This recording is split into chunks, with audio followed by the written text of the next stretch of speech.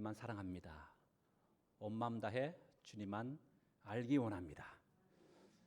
사실 이것이 오늘 본문 제가 여러분들에게 말씀드리고 싶은 말씀의 내용이거든요. 한번 보십시다. 열정과 열심이라고 하는 제목으로 또 함께 은혜를 나누고자 하는데요.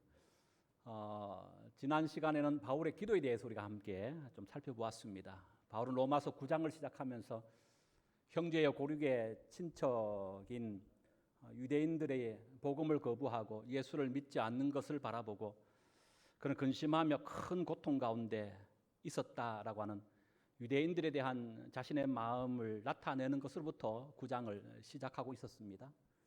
10장도 마찬가지입니다. 그 근심과 고통이 되어졌던 유대인의 구원의 이 문제를 그저 단순히 고통과 근심 가운데만 내버려 두는 것이 아니라 그 문제를 가지고 이제 하나님께 나아가는 거예요. 그리고 하나님 앞에 이 이스라엘의 구원의 문제를 놓고 몸부림치면서 마음을 다하여 간절히 어쩌면 생명을 걸고 기도했던 자가 누구냐? 그가 바로 바울이었다고 하는 거죠. 오늘 이제 2절과 3절 속에서는 바울이 이렇게 유대인을 위하여 기도할 수밖에 없었던 이유, 나아가서 유대인은 왜 이렇게 하나님 앞에 구원에 이르지 못하게 되어졌는가라고 하는 구체적인 이유를 소개하고 있다, 이렇게 볼 수가 있습니다. 먼저 2절 다시 한번 읽어볼까요? 내가 증언하노니 그들이 하나님께 열심히 있으나 올바른 지식을 따른 것이 아니니라. 여기 보면 하나님께 열심히 있다라고 말하고 있습니다. 우리말 성경 속에서는 열심으로 번역되었습니다만은 이 열심으로 번역된 헬라어 단어의 의미의 뜻은 뜨겁다, 끓어오른다, 이런 의미의 뜻을 가지고 있습니다. 그래서 열심으로도 번역할 수 있지만 또 한편 열정으로도 우리가 번역할 수 있을 것 같습니다.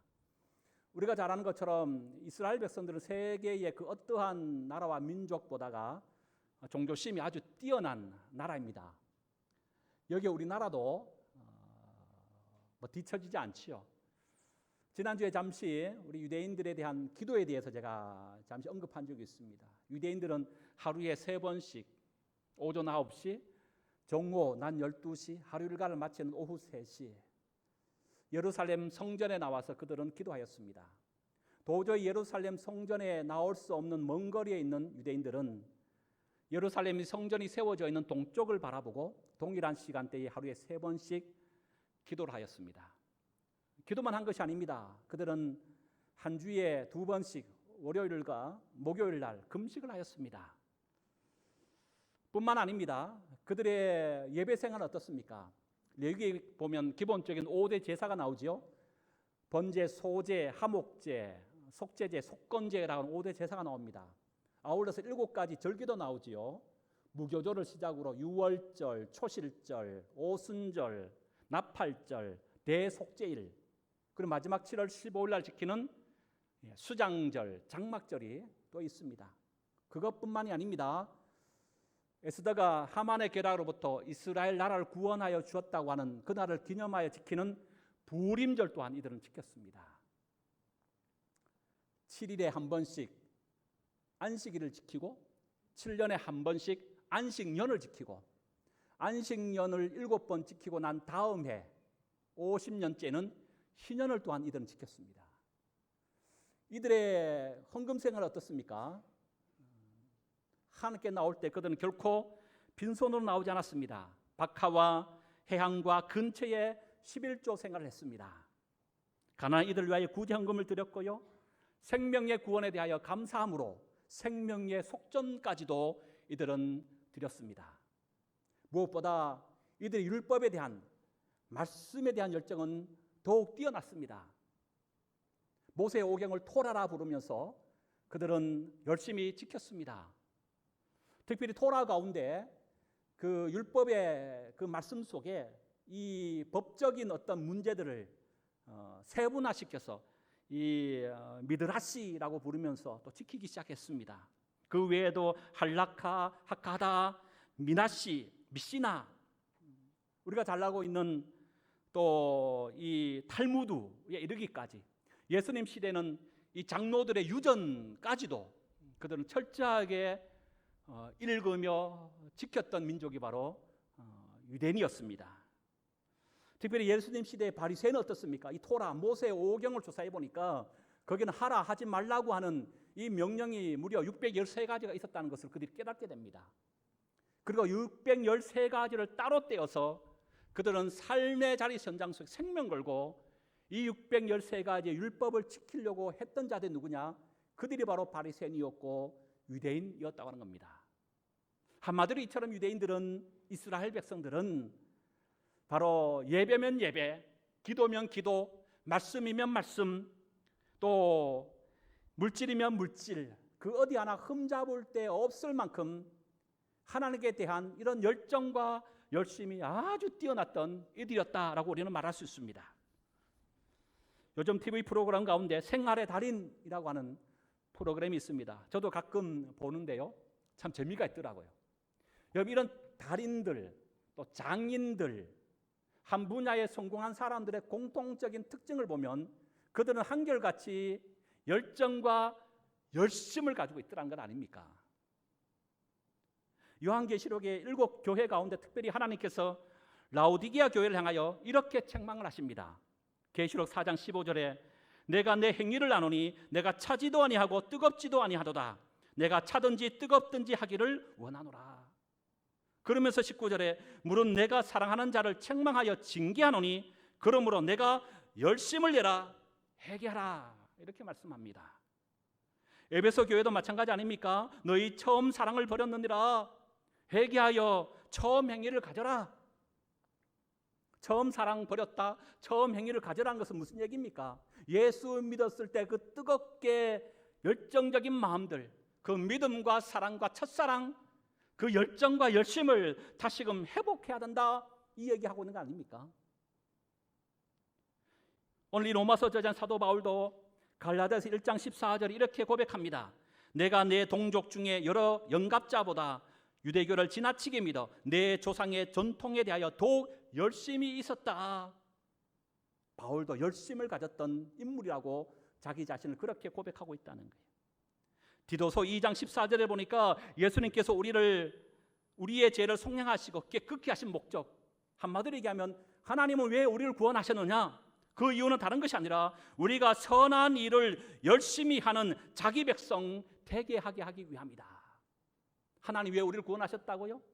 선한 일을 열심히 할 수 있는 하나님의 백성 삼게 하기 위함이었다는 거예요. 나아가서 로마서 12장 11절에 보면 구원받은 우리에게 이렇게 권면의 말씀을 줍니다. 부지런하여 게으르지 말고 열심을 품고 주를 섬기라. 사랑하는 여러분, 열정과 열심은 자동차의 엔진과도 같다라고 하고 하는 말이 있지 않습니까? 아무리 고가의 자동차라 할지라도 엔진에 불이 붙지 않으면요, 한 발자국도 나가지 못합니다. 여러분, 우리 신앙생활도 마찬가지입니다. 신앙생활 속에서 가장 중요하고 필요한 절대 요소 가운데 한 가지가 뭐냐? 그게 바로 저는 열정과 열심이라고 생각합니다. 그런 의미에서 사랑하는 여러분, 하나님에 대한 열심과 열정으로 충만할 수 있기를 축복합니다. 우리 속에 잠자고 있는 영적인 거성을 다시 한번 깨우자고요. 기독교는 과거의 종교가 아니지요. 지금 현재가 중요합니다. 여러분, 우리가 지금 맡은 이 직분, 맡은 사역, 맡은 사명, 정말 열심을 다하여 열정 어리게 충성되게 그 모든 일들을 잘 감당하십시다. 이사야가 이렇게 고백하잖아요. 내가 누구를 보내며 누가 우리를 위하여 갈고 할 때 하나님, 내가 여기 있나이다, 나를 보내소서. 이런 이사와 같은 뜨거운 열정, 열심으로 가득한 소망의 믿음의 공동체가 되어야 될 줄 믿습니다. 특별히 계속되고 있는 코로나19의 확증 때문에 교회가 많이 염려하고 걱정하고 있습니다. 한편 우리 교회의 성도들 가운데 이런 확증 판정받은 분이 계실 것은 아닌가, 이런 염려와 걱정이 있습니다. 그러나 그것보다 더 큰 염려와 걱정은요, 이번 일들로 인하여 생활 속 거리두기 합니다. 몸이 멀어지는 것 때문에 마음마저 멀어질까, 교회에 대한 애정과 사랑마저 식어질까? 하나님에 대한 열정과 열심마저 빼앗겨 버린 것은 아닌가? 사실 걱정인 것은 사실입니다. 그러나 여러분, 우리는 걱정에 결코 매여서는 안 됩니다. 이제는 우리가 회복해야 합니다. 일어나야 합니다. 여러분, 우리 속에 다시 한번 잠자고 있는 이 열정과 열심을 성령 하나님의 이름으로 불태울 수 있기를 축복합니다. 그 어느 때보다도 우리는 깨어야 할 때입니다. 그 어느 때보다도 환경에 우리가 함몰당하는 자가 아니라 열심과 열정을 내며 하나님의 기뻐하신 그 뜻을 쫓아 살고 행해야 될 책임과 몫이 있다는 것을 기억하십시다. 잠자서는 안 됩니다. 게을러서 안 됩니다. 일어나야 합니다. 여러분, 이길 수 있습니다. 우리 속에 여러분 열정과 열심을 품고 함께 주어진 삶을 승리로 이끌 수 있는 진정 십자가의 군사, 십자가의 병사들이 될 수 있기를 주의 이름으로 축복합니다. 그런데 여러분, 문제가 있습니다. 하나님에 대한 열정과 열심이라고 해서 다 하나님이 기뻐 받으시는 그런 열정과 열심이 아니라고 하는 사실이에요. 왜냐하면 오늘 보세요. 3절 다시 보니까 자기 의를 2절에 보니까 그들이 하나님께 열심히 있으나 올바른 지식을 따른 것이 아니리라. 그러니까 열정과 열심이라고 다 같은 열정과 열심이 아니라고 지금 말하고 있는 거죠. 다 하나님께 열정과 열심을 품지만은 하나님께서 다 기뻐 받으시는 그런 열정과 열심이 아니라고 지금 말씀하고 있는 겁니다. 제가 조금 전에 열정과 열심은 자동차 엔진과도 같다고 제가 말씀드렸어요. 근데 그렇다면 여기서 올바른 지식은 저는 내비게이션이라고 생각합니다. 요즘 자동차에 내비게이션 없는 차가 거의 대부분 없습니다. 내비게이션의 역할이 뭐죠? 목적지를 모를 때 그 목적지를 내비게이션에 입력하면 목적지까지 길을 잘 안내하는 역할을 하는 것이 그게 내비게이션 아닙니까? 그런데 이놈의 내비게이션이 가끔 엉뚱한 곳에 안내할 때가 있더라고요. 목적지를 정확하게 바르게 잘 입력했는데도 불구하고 그 안내에 따라 목적지까지 갔는데 엉뚱한 곳에 안내를 하는 거예요. 저도 가끔 그런 경험이 있어서 곤욕을 치른 적이 몇 번 있었습니다. 여러분, 지금 유대인들이 하나님께 대한 열정과 열심을 품었지만 그 열정과 열심이 하나님께서 기뻐하시는 것이 결코 아니라고 말씀하고 있습니다. 그런 의미에서 여러분, 구약의 이스라엘 백성들이 왜 하나님께 심판을 받아 멸망을 당한 것입니까? 이들이 하나님께 대한 열정과 열심이 없었기 때문이 아니에요. 이들은 그 누구보다도 하나님께 대한 열정과 열심이 득세했던 자들입니다. 그런데도 불구하고 이들은 아스루와 바벨론에 의하여 멸망당하고 포로까지 끌려가는 신세로 전락하고 만 것 아닙니까? 오늘 바울 역시 유대인들이 구원받지 못하는 이유를 바로 여기에 있다고 지적하고 있는 겁니다. 그게 뭡니까? 올바른 지식에 따른 것이 아니니라. 올바른 지식에 근거한 열정과 열심이 아니었기 때문에 하나님이 기뻐하지 않는다는 거예요. 유대인들이 열정과 열심을 품었지만 하나님께서 기뻐하시는 올바른 지식에 근거한 것이 아니기 때문에 그들이 구원함 받지 못했다고 지금 바울이 진단하고 있는 겁니다. 그렇다면 여기서 말하는 올바른 지식이 뭘까요? 말씀입니다.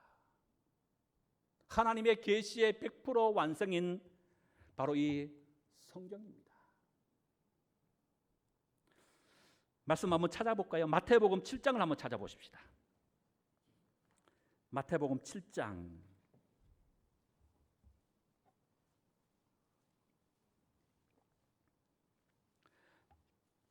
22절입니다. 22절 23절 그날에 같이 읽습니다. 시작.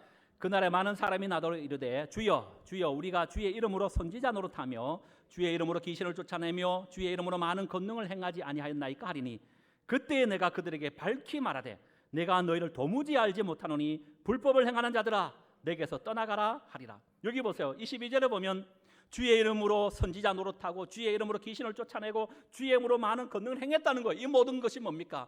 하나님의 이름으로 한 열정과 열심 아닌가요? 그런데 하나님은 도리어 그 사람을 향해서 뭐라 그럽니까? 내가 너희를 도무지 알지 못하노니 불법을 행하는 자들아 내게서 떠나가라고 말하고 있는 거예요. 문제가 뭡니까?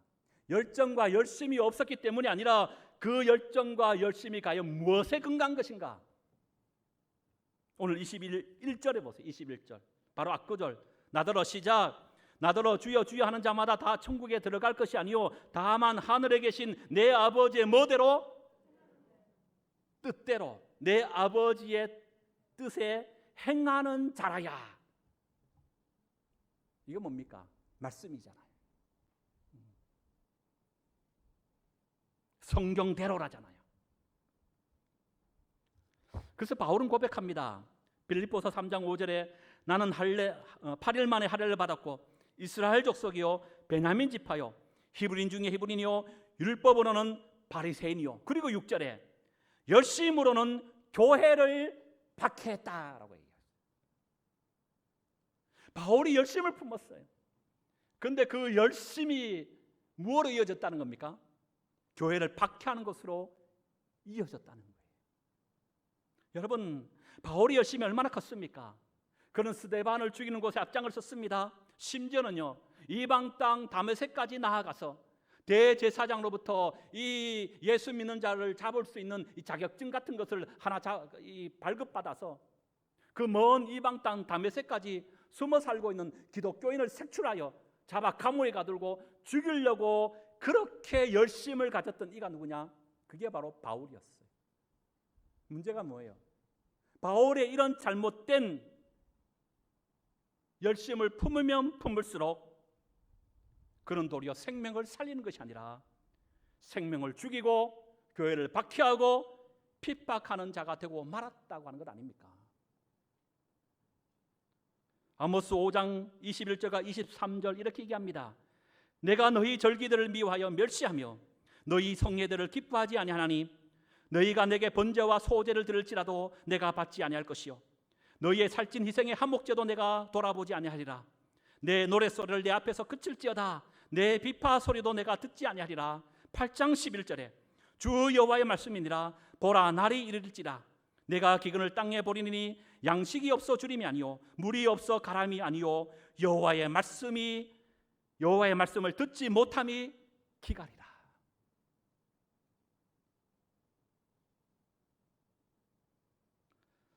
동시대 활동했던 호세아 선지자도 이렇게 외칩니다. 호세아 6장 6절 나는 인내를 원하고 제사를 원하지 아니하며 번제보다 하나님 아는 것을 원하노라. 6장 3절 그러므로 우리가 여호와를 알자 힘써 여호와를 알자. 여러분, 참된 효도가 뭡니까? 자식의 입장에서 부모님을 공경하는 것이 아니라 부모님의 입장에서 우리 부모님이 뭘 원하시는지 부모님의 뜻은 어디 있는지 그걸 잘 헤아려서 그 뜻을 이루어드리고 그 마음을 잘 헤아려 드리는 그 자식이 진정한 효를 하는 그런 자녀 아닙니까? 축구하는 운동선수가 120분 동안 숨이 막 차오르는 가슴이 터질 것 같은 그렇게 열심히 운동장을 뛰어눕습니다. 드디어 한 골을 넣었습니다. 근데 넣은 한 골이 상대방 골대에 넣은 것이 아니라 내 편의 골대에 집어넣은 거예요. 그 골을 우리는 뭐라고 부르죠? 자살골이라 부르는 거예요. 여러분 우리가 열정과 열심을 품었지만 그것이 바른 지식이라고 하는 성경의 말씀에 근거하지 않는 열정과 열심이라면요 내가 열정과 열심을 내면 낼수록 그건 자살골이 되는 거예요. 자살골은 나만 죽는 것이 아니라 나를 통하여 공동체도 함께 죽게 된다고 하는 거예요. 그 마태복음 23장 13절에 예수님께서 바리새인과 서기관들에게 그래서 이렇게 말씀하고 있잖아요. 화있을진저 외식하는 서기관들과 바리새인들이여 너희는 천국문을 사람들 앞에서 닫고 너희도 들어가지 않고 들어가려 하는 자도 들어가지 못하게 하는도다. 얼마나 무서운 얘기입니까? 여러분, 신앙생활 할 때 반드시 필요한 것이 열심과 열정입니다.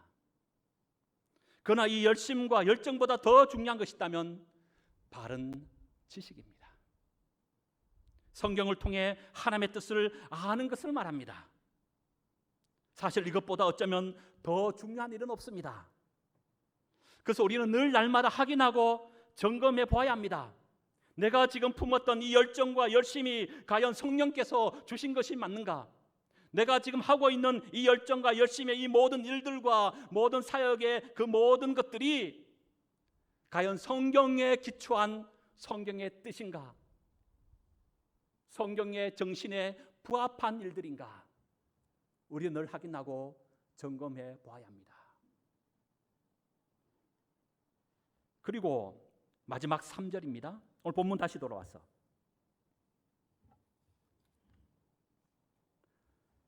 3절에 이렇게 올바른 지식에 근거한 열정과 열심이 아닐 때 나아지는 결과를 두 가지를 소개합니다.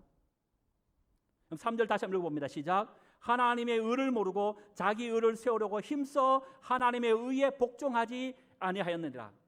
올바른 지식에 근거한 열정과 열심이 아닐 때 나타난 두 가지 현상들, 두 가지 결과가 나와요. 첫 번째가 뭐냐면 자기 의를 세우는 거예요. 두 번째는요, 하나님의 의에 복종하지 아니하는 이 두 가지를 얘기하고 있습니다. 첫 번째, 자기 의를 세우는 겁니다. 이것 또한 말씀을 한번 찾아볼까요? 누가복음 18장을 한번 찾아봅니다.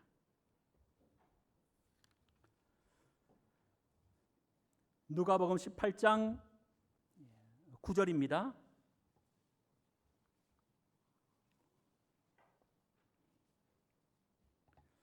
(18장 9절부터) 우리 14절까지 같이 읽어봅니다. 또 시작. 또 자기를 의롭다 믿고 다른 사람을 멸시하는 자들에게 이 비유로 말씀하시되. 그러니까 비유가 어떤 비유입니까? 자기를 의롭다고 믿는 사람이 도리어 다른 사람을 멸시하는 것을 빗대어서 예수님이 지금 이렇게 비유하고 있다는 거예요. 그 비유의 내용을 들어보십시다. 10절 시작. 두 사람이 기도하러 성전에 올라가니 하나는 바리새인이요 하나는 세리라.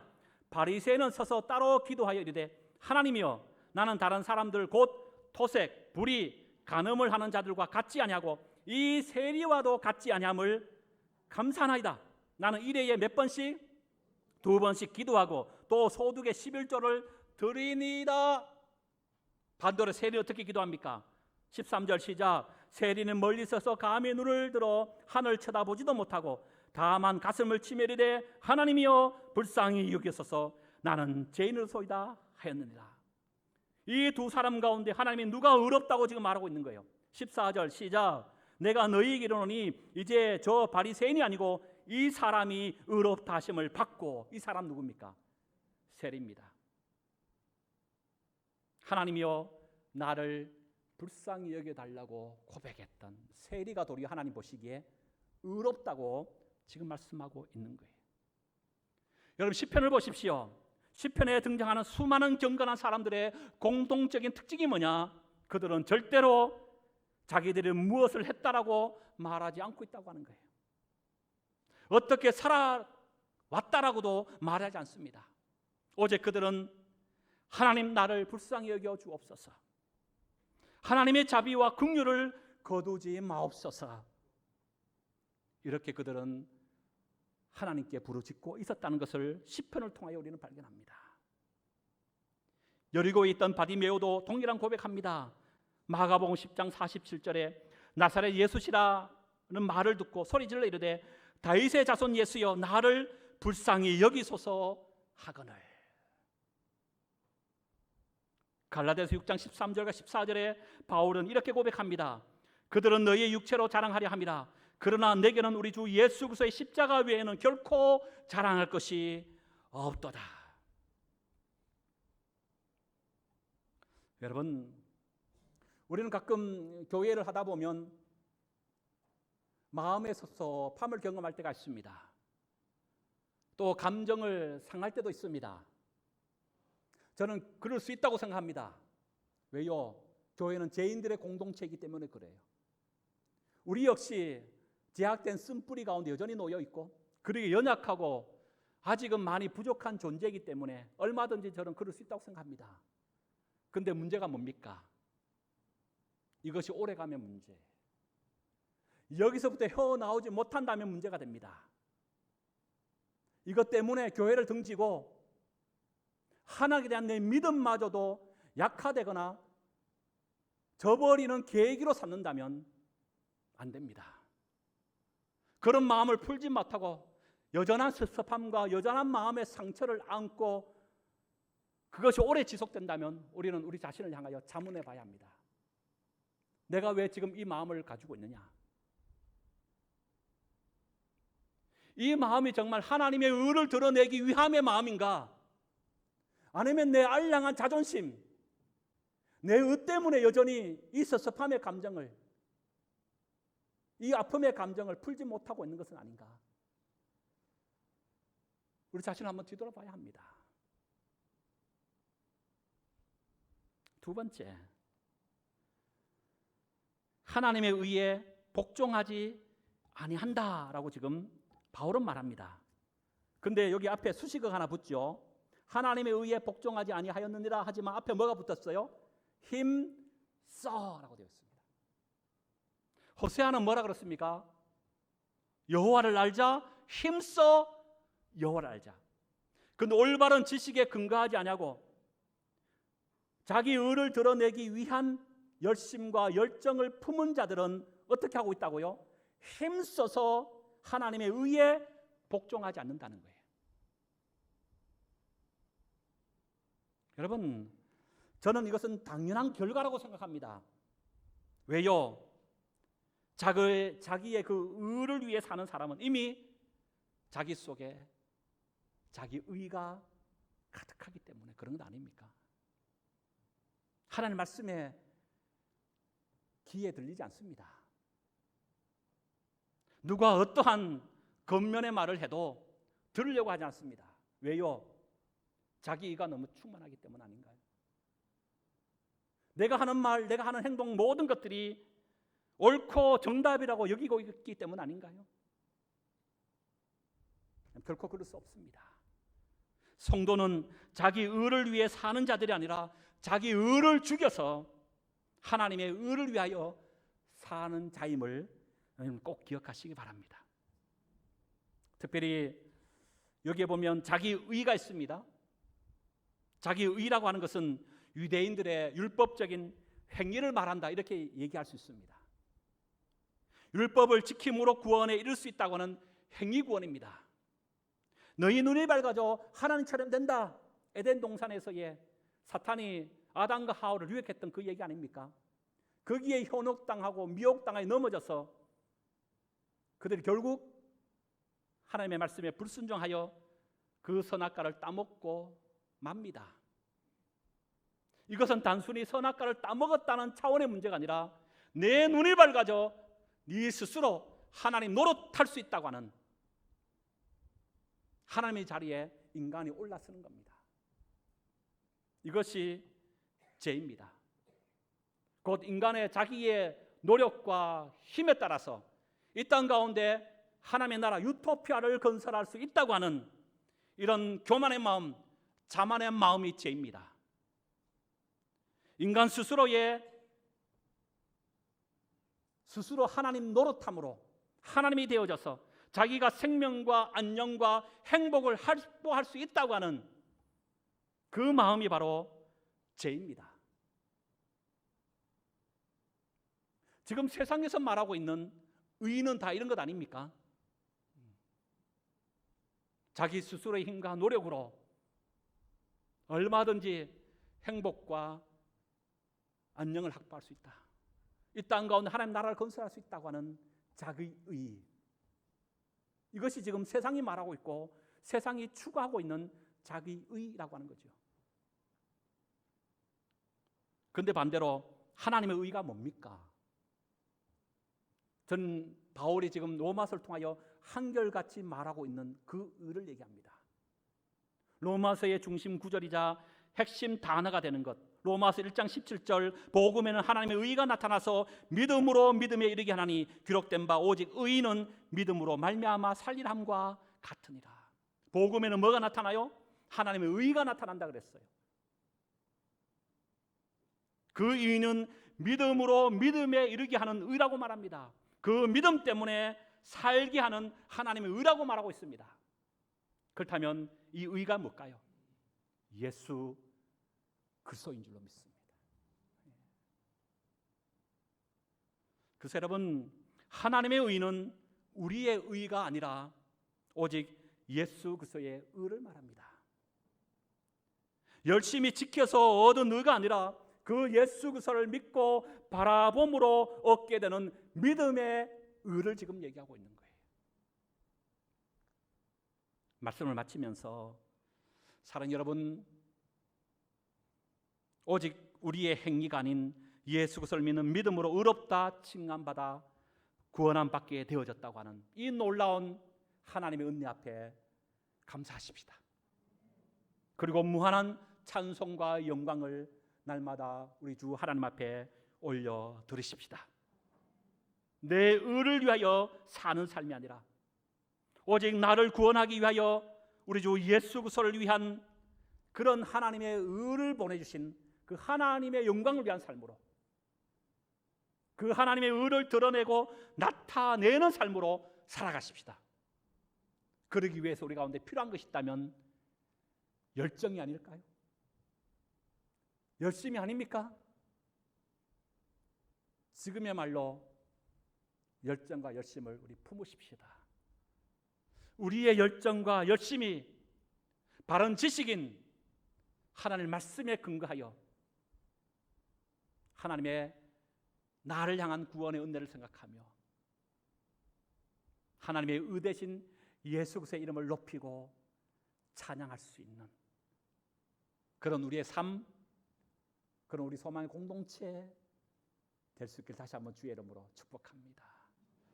기도하겠습니다. 하나님 아버지, 감사합니다.